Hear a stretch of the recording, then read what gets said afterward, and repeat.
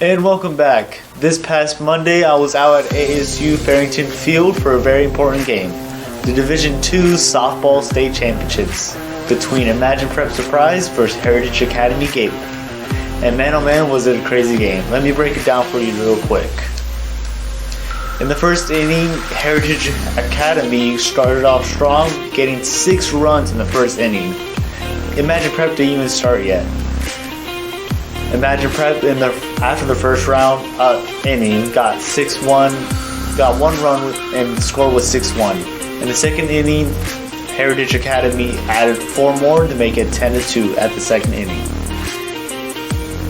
Now later on in the games, Heritage Academy held on to the lead, going 14-2 into the 4th. But after the 4th, that's when Imagine Prep took the game by surprise, gaining 4 runs to make it 14-8.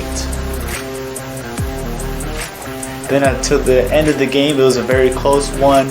Imagine Prep came back, actually making the final score 15-2. 15-12, and the last play was the pitcher against pitcher. Now it's time to invite our guest of the day. Please welcome Sheldon Borders. Nice to be here, Diego. Thank you for coming. So first off, how long have you been working with the CAA? So I started working with the CAA back in 2018, just doing flag football, and since then I picked up a few other sports.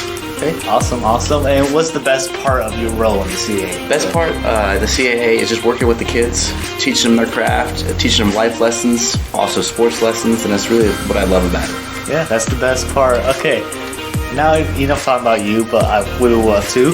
Now let's talk about how crazy the game was. It was definitely a crazy game.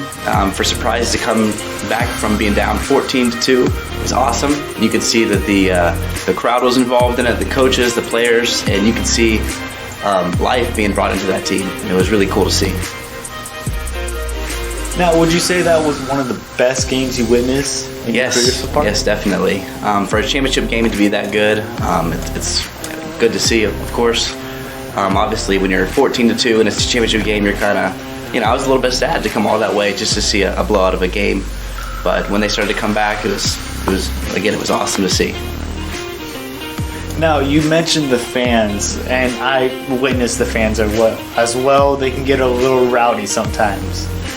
How rowdy were the fans, and do you have any stories of your experience with some fans? Yeah, so I have a lot of experience with that, being an official.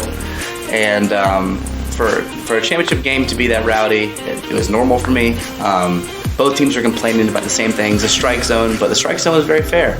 Both teams had the same strike zone. The referee was very fair, I thought. With the outs and safes, very fair. But, in a big game like that, they're going to complain about the little things. And anything that's not in favor of their team, they're going to complain about, of course. But I have a lot of stories about crazy fans and crazy coaches.